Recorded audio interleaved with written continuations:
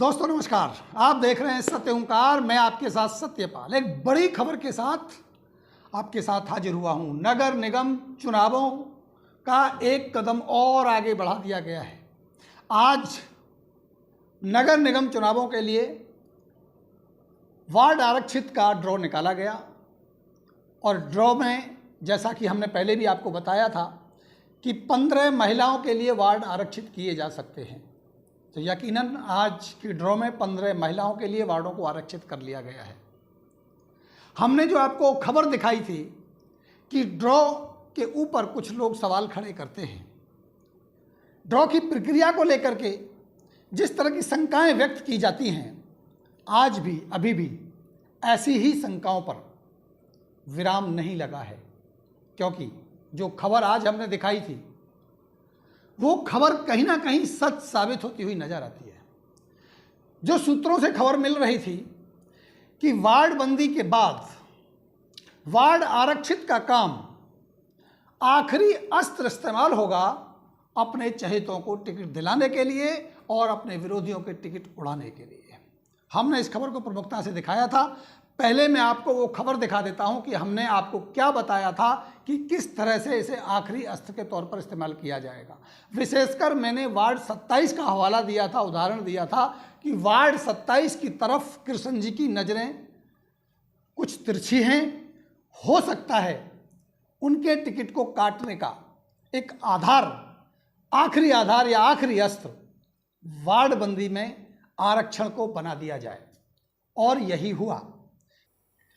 महिला सुरक्षित सीट होने पर भी कई नेता स्वतः ही टिकट लेने की होड़ से बाहर हो सकते हैं। उदाहरण के तौर पर वार्ड 27 की बात करें तो महिला सुरक्षित सीट होने पर वर्तमान पति पार्षद रवि भड़ाना टिकट की दौड़ से बाहर हो जाएंगे, क्योंकि रवि भड़ाना जी वार्ड 27 से पहले भी कह चुके हैं कि अगर महिला सीट होगी तो हम चुनाव के मैदान में नहीं रहेंगे, यानी वो अपनी पत्नी को अब राजनीति में नहीं रखेंगे, ऐसा उन्होंने पहले भी कह दिया था।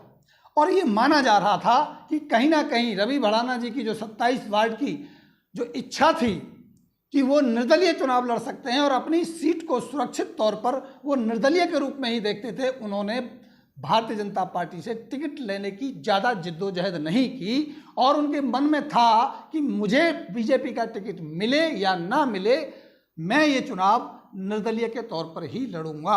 ऐसी स्थिति बन रही थी और उसके बाद जो खबरें आ रही थी वो यही थी कि निश्चित रूप से रवि भड़ाना को चुनाव लड़ने से रोका जाए।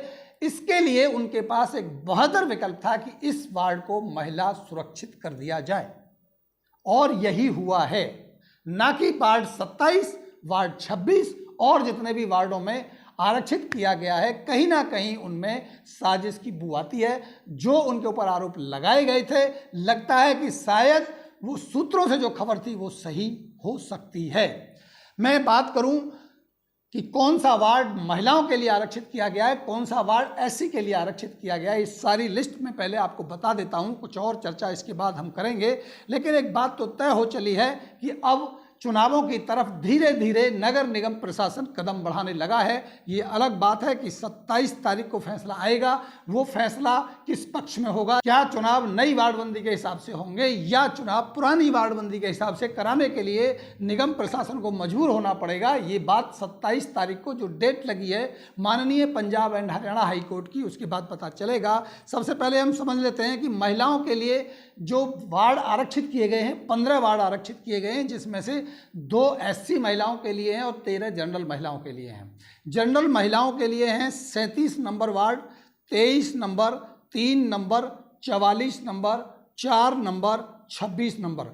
वार्ड नंबर 9, 45, 27, 38, 17 और 22 इन वार्डों को जनरल महिलाओं के लिए आरक्षित किया गया है। वहीं एससी महिलाओं के लिए भी 2 वार्डों को आरक्षित किया गया है, 12 और 18। इसके बाद एससी के लिए और 3 वार्ड हैं, जिसमें एससी कैंडिडेट होंगे, वो जनरल भी हो सकता, महिला भी हो सकती है और वो जेंट्स भी हो सकते हैं। वो हैं 2, 14 और 32। इसके साथ साथ अगर बीसी की मैं बात करूं तो बीसी के लिए भी 2 वार्डों को आरक्षित किया गया है, वार्ड नंबर 5 और वार्ड नंबर 33। और मेयर को लेकर के कोई भी स्थिति स्पष्ट नहीं है, क्योंकि वैसे भी मेयर को लेकर के कोर्ट में मामला चल रहा है। इसके ऊपर कोई भी ड्रॉ नहीं निकाला गया है और इसके ऊपर कोई भी अभी तक कोई ऐसी खबर नहीं आई है कि इसको जनरल रखा जाएगा, बीसी रखा जाएगा। ये देखा जाएगा कि हाई कोर्ट में जो सुनवाई होगी उसके चीफ जस्टिस के द्वारा उसमें क्या निकलता है। ये भविष्य के गर्द में छिपा है।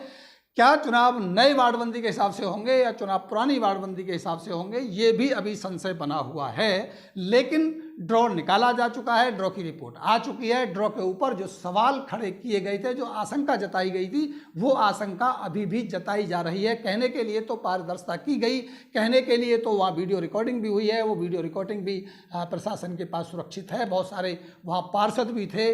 बताया ये भी जाता है कि दूसरी पार्टियों के भी वहाँ लोग थे, लेकिन वास्तविक स्थिति क्या है ये कहा नहीं जा सकता। लेकिन जो शंका है वो आज भी व्यक्त की जा रही है और की जाती भी रहेगी। शंकाएं होती हैं, काम भी होते हैं, राजनीति है, राजनीति का दौर है और जहां राज कृष्ण का हो तो लीलाएं रची ही जाती हैं। तो नई नई लीलाओं के साथ चुनावों की अगली खबर मैं आपको दिखाता रहूँगा। आप जुड़े रहिए सत्य हुंकार के साथ।